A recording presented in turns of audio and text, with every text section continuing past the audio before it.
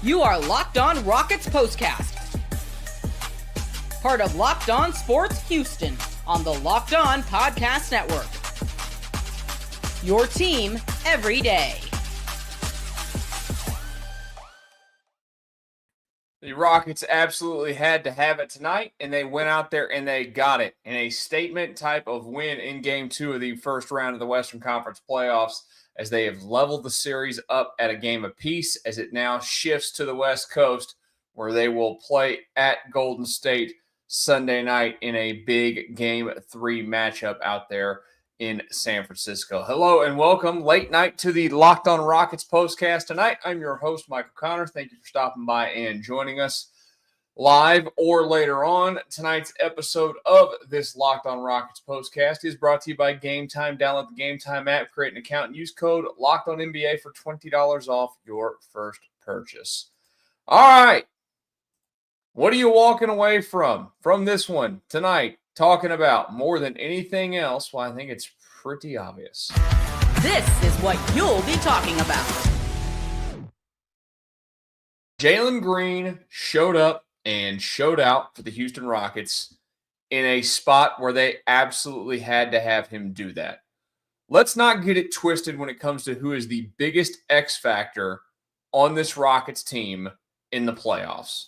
It is Jaylen Green. And it is Jaylen Green from the standpoint of when he can do anything offensively, unlike he did in Game 1, he is a weapon for the Rockets. That is the beautiful thing, and that is exactly what he was tonight. Because this Rockets team, we all know it, they are limited at times offensively. You saw the issues in Game 1. They have a big-time problem when somebody, and it doesn't always have to be Jaylen Green. It could be Fred VanVleet going off one night. Alpe's a little bit of a different story from what the angle that I'm going at here. It could be a Jabari Smith. It could be a Min Thompson. Not even really a Min Thompson. It's really just Fred and Jaylen and maybe Tari Eason, where they go off and they're knocking stuff down from all over the floor. It creates spacing. And the other night in Game 1, the Rockets were not able to create any spacing on the floor because Jaylen Green was a big fat zero. And this is the life of Jaylen Green. We all know this. One night, the guy is going to be absolutely fantastic. And the next night, he just disappears. And disappears is probably an unfair way. He just has a brutal night. This was one of those stand up and show yourself type of games. The guy knocked down 8 3-point shots tonight. He hit over 50% of his shots in the field, 13 of 25, 4 or 5 from the line. Also had 6 dimes, 4 rebounds, 3 steals. And that right there might be the most underrated part of his performance, where he dropped 38 points in the game. We've known about the growth that he and a lot of these players have had this season under the guidance of Ime Udoka. But the number one thing that Jaylen Green does now is his attention to detail on the defensive end. And his defensive effort tonight was tremendous. Steph Curry had trouble getting by him at times. He also got under the skin of Steph Curry. Steph Curry had 20 points tonight. He only took 15 shots. 15 shots on a night where Jimmy Butler played 8 minutes and had to leave the game. We'll talk about that in a minute. Jaylen Green did all of that. And you might be skeptical still of Jaylen Green long-term, whatever. I don't care. What Jaylen Green did tonight was awesome. They needed it in the worst way for him to come out and have a game like that. And I'm telling you, if you get, and I'm not asking for 38 every night. What I'm looking for from Jaylen Green is, what he averages. 21, 22 points a game. If he's giving me that and being efficient with it, the Rockets can create the spacing on the floor that they need to give themselves an advantage in certain areas. because this is going to be a tough series. I think it was always destined to be a long, tough series. You might not like Golden State. I can't stand them. I know that you guys out there watching this show can't stand them. I think America at this point can't stand them. But one thing I knew coming into this series is that they've got 3 dudes over there who have a ton of NBA experience and a ton of NBA playoff experience, and they are going to make life hell on you trying to get out of this series in a quick, timely fashion. I think it was always destined to go a minimum 6. That's okay. It's going to end up coming down to, we know a lot of there's always a million different aspects of it, but I'm telling you, more than anything else, the X factor in this one is going to end up being, can Jaylen Green do more of that consistently for this Rockets team? What was the turning point in this one? I think we have a good idea. Time to reveal where the game was won or lost. It's the turning point. The loss of Jimmy Butler for the Golden State Warriors was massive. That's not the reason why they lost the game tonight. That was not the complete turning point. But you saw how big of a difference they are when they don't have the guy. Jimmy Butler, for whatever reason, is a different player, a different beast in the playoffs. He just is. He's one of those guys that meets the moment. And losing him would be absolutely massive for that Golden State team. And it is a massive subplot now of this series. Couple of days off. I got to say, I hate the way that these things are scheduled in the NBA. I never have liked it. I don't understand why we need a billion days off between games in the playoffs. They take one day off. Play again the next. You play back-to-backs in the regular season. Why can't you play a back-to-back occasionally in the play? I'm not asking for home and road, but like the home games. Why can't the home games be back-to-back? I know you got a lot of games, but whatever. I'm not going to get on that soapbox. But when they lost Jimmy Butler tonight, Golden State did, very limited offensively. Very limited. That's the reason why they went out there and got Jimmy Butler. Sure, they have guys that can knock down shots. They absolutely do. They got Moody who can do it. They've got Pazzinski, who tonight was apparently coming off of food poisoning and didn't play a lot and got off when he did it. They've got some guys. I can't forget, he actually didn't even barely play tonight, Buddy Hield. To me, he's one that always terrifies me. Just because he can shoot from the outside. But they changed tonight as a team when they lost Jimmy Butler.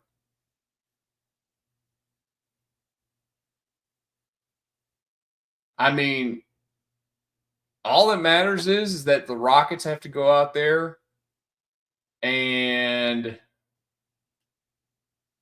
take care of what's in front of them. And if Jimmy Butler's out there or not out there, I can't control it, and I don't care if he's not out there. Not that I'm rooting for anybody to be hurt long term, but if he doesn't play some more in this series, I'm not going to be mad at it. I don't care. I just want wins. It'd be interesting to see what kind of effort level he can give the rest of the way. That is a hard fall. Completely, and anyone wants to get into that, I know you're going to hear stuff from people about that fall. That was not intentional. There was nothing about that was intentional.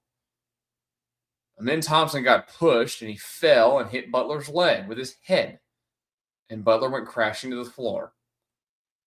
I'm looking forward to Golden State fans probably creeping into the comments saying a bunch of just noise. Let's talk about the officiating tonight. Let's also hand out a very obvious player of the game tonight as well. We'll do that here in a brief second on the Locked On Rockets Postcast. Right now, though, I need to tell you about Game Time. There's nothing like the atmosphere of an NBA playoff game. Every bucket, every defensive stop, every moment feels huge. It's electric in the arena. With Game Time, you can be part of it without the stress of a last-minute ticket hunting. Game Time makes it fast and easy to get playoff tickets, even when the demand is sky high. Prices on the app actually go down as tip gets closer, and their last-minute deals can save you up to 60%. Like I mentioned, those last-minute priority deals up to 60% for anything from sports, concerts, comedy, theater, The all-in pricing means no surprise fees at checkout. What you see is what you pay. Take the guesswork out of buying tickets with Game Time. Download the Game Time app, create an account, and use code LOCKEDONNBA for $20 off your first purchase. Terms apply. Again, create an account and redeem code LOCKEDONNBA for $20 off. Download Game Time today. Last-minute tickets, lowest price, guaranteed. One more message before we get back to our Rockets discussion after the Game 2 win. Did you know that your Fire TV is also an Xbox? Turn any TV into your gaming and entertainment hub with Fire TV Stick 4K devices. No console required. Just grab a paired controller, subscribe, or sign in to Xbox Game Pass Ultimate with EA Play included, and you're ready to play. Dive into hundreds of premium titles from EA Sports College Football 25 to Call of Duty Black Ops 6 and Avowed. As easily as you stream your favorite shows, it's gaming made simple, and it's all on your Fire TV. With 4K streaming, watch more than 1.5 million movies and TV episodes from your favorite subscribed services like Netflix, Prime Video, Disney Plus, Max, and more. Head to Amazon.com/Fire TV Locked On to get started. Xbox Game Pass Ultimate subscription and compatible controller required. Available on select devices including Fire TV Stick 4K 2nd Gen, Fire TV Stick 4K Max 1st and 2nd Gen, and Fire TV Cube 3rd Gen. Had to have Game 2, and the Rockets got out there and did exactly that. They got Game 2, and they win it, tying the series up at a game apiece. Thank you to all of you that are watching here live. I know it's late. There is one soapbox that I do want to get on for this one, the officiating tonight. Not that they were like making horrible calls constantly, but I tweeted it out towards the end of the game. It wasn't a night to write home about. They were just calling everything. And I just, I don't want to be NBA conspiracy theorist and all those things. I'm never going to trust them. I'm never going to trust NBA officiating. It's just they've got too much of a history of being persuaded by the league office and being persuaded by other things that I think it's sketchy at best. And tonight they sucked. The officials sucked tonight. They just called everything. I like the playoffs that kind of like the first game. Hands off a little bit. Let this thing play out. If it's going to get a little physical, okay. But also, when it gets physical, you go ahead and step in. I got to say, the incident at the end of the game where they came together, Fred VanVleet and Draymond Green, we've overdone replay review in the NBA. It takes forever. First of all, it takes way too long. And second of all, we're reviewing things, and I'm trying to stay on top of it. It's a soft league. The league has gone soft in a lot of areas, and I don't like it. This series is a throwback. Let it be a throwback. Also, though, we say it all the time when we watch during the year. You absolutely cannot treat Draymond Green different than anybody else. He should have got the second technical tonight. Should have. He yells at people. He yells at officials. He flips. He flops. He's pushing. She takes cheap shots. I don't understand why on earth he gets a different treatment constantly than any other player. I actually know why. It's mainly because